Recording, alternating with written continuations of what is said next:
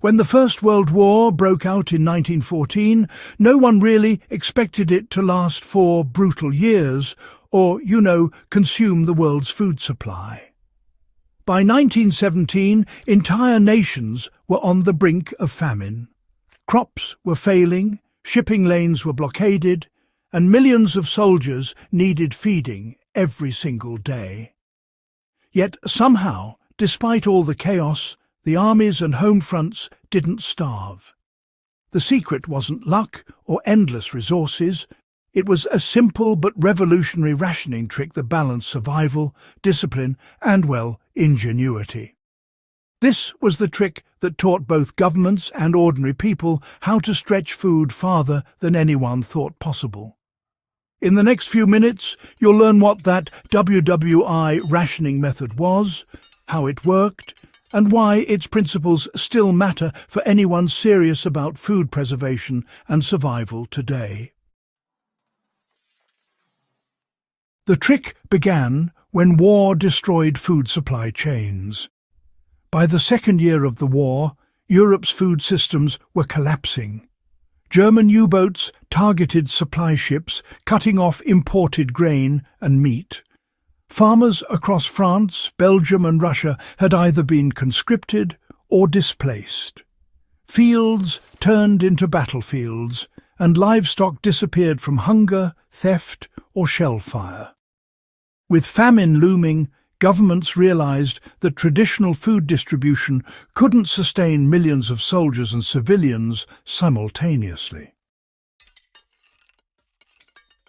What emerged was not just rationing.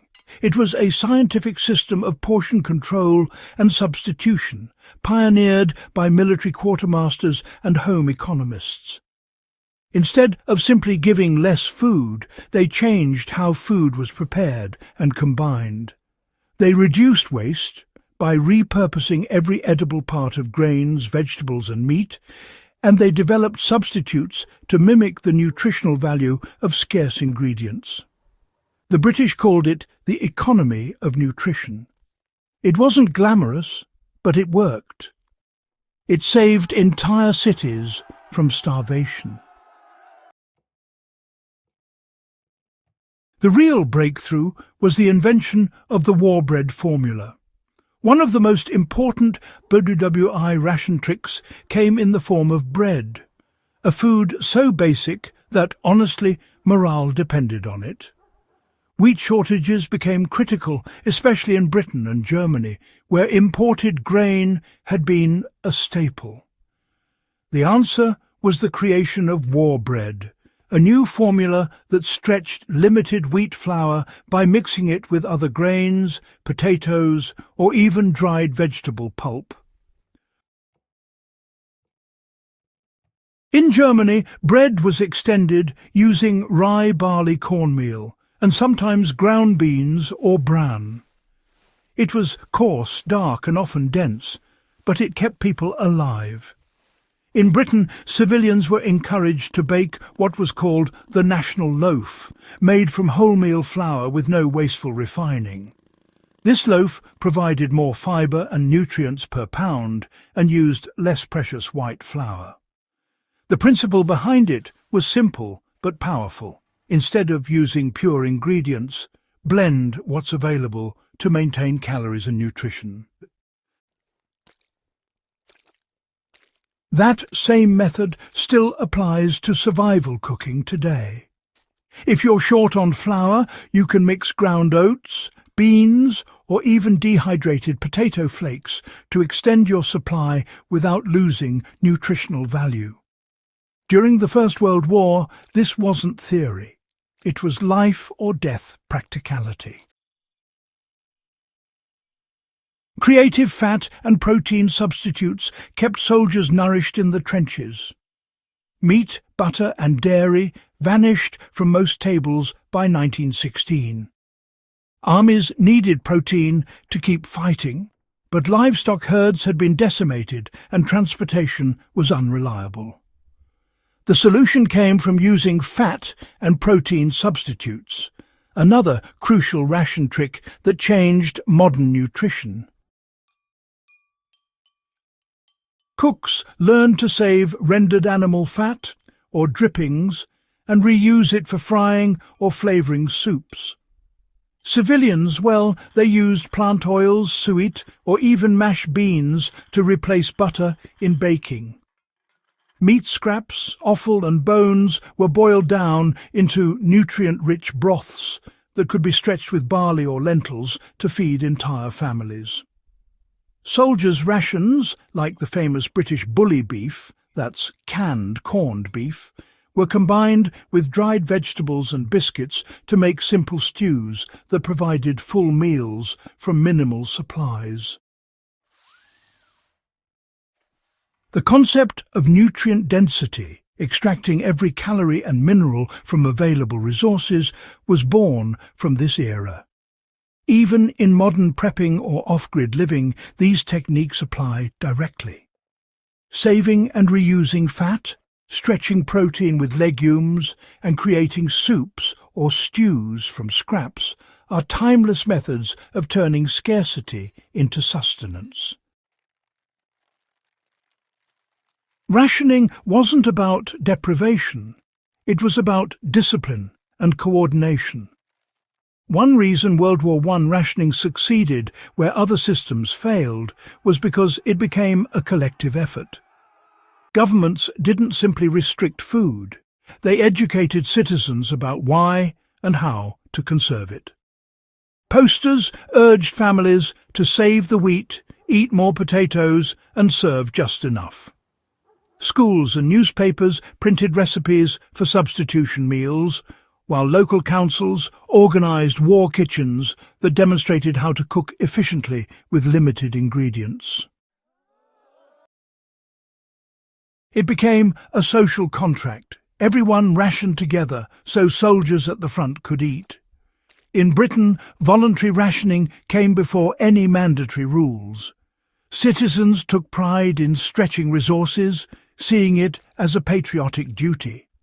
And when mandatory rations arrived later in 1918, compliance was high because people understood the purpose behind it. In a survival context, that mindset is just as critical as the recipes themselves. Rationing only works when there's discipline and shared understanding.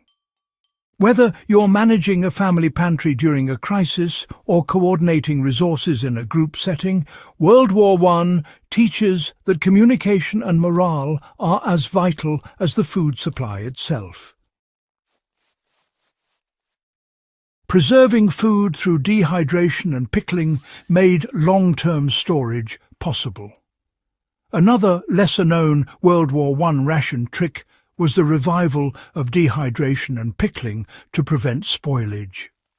In field kitchens, soldiers dried sliced vegetables near stoves or over coals to reduce bulk and weight. Civilians used vinegar and salt brines to pickle everything from beets to eggs, extending their shelf life through winter.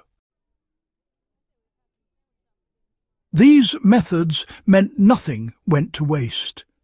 In Britain's Victory Gardens and in German urban allotments, families harvested their own crops and preserved them for the months ahead. Dehydrated soup mixes became common military rations, light, transportable, and long-lasting.